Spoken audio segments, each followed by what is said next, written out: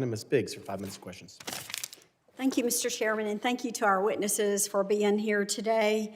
This year, it's a special year for the United States. Between the America 250 celebration and the FIFA World Cup, our country will host over 70 major events across more than a dozen states.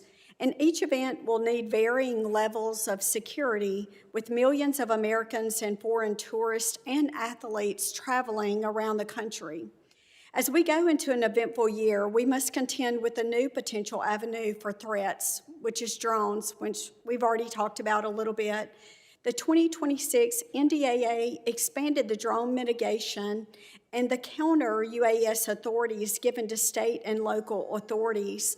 And I know we talked a little bit with my friend from Alabama about the training and what's going to be required, and even with technology, but I'd like to hear a little bit more on how you think the federal, state, and local authorities will work together to mitigate those threats of drones to the major events in dozens of cities across the United States. And is there any way that counter UAS authorities could be improved for quicker and more efficient response to threats? And I'll leave that open to anyone who wants to respond. If I may start, Mrs. Biggs, the area that we're currently in, the National Capital Region, has the most complex airspace of anywhere in the country. So the ability for us to deal with countering UAS is extremely important. However, I would just say that in addition to the capabilities, which has been, it's been great and moving at a great pace for everyone. However, we need to ensure that the plans and procedures are there, and the plans and procedures are there, and the network of which we're sharing information about the threats and our policies.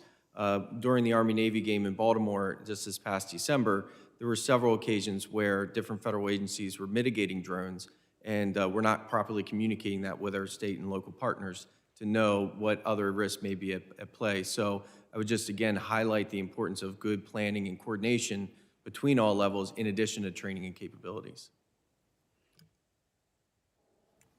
And I'll echo that. We have a wonderful working relationship with our federal partners in Kansas City.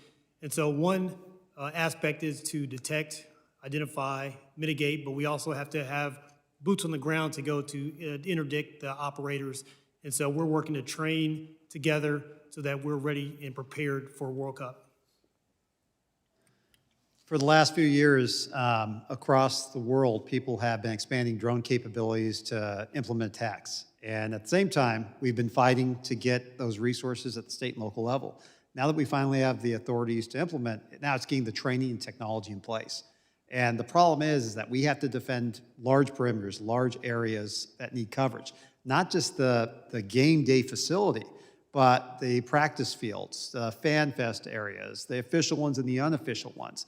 And how do we cover all those places with mitigation technology?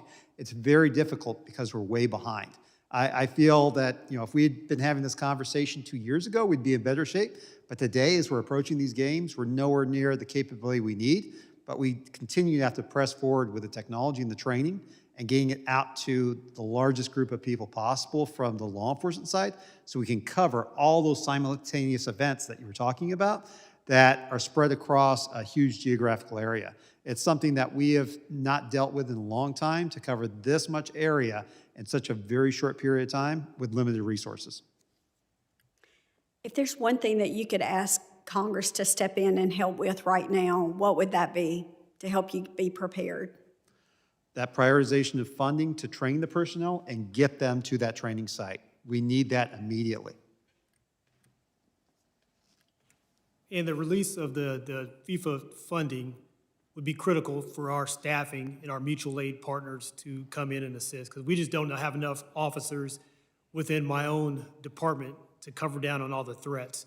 But we're going to be relying on those mutual aid partners and connections.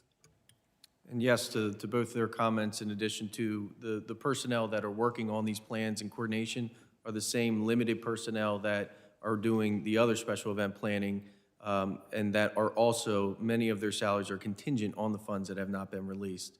So we are at a pivotal time where we may not just lose that capability, but the block from Jenga is about to cause the whole thing to come down.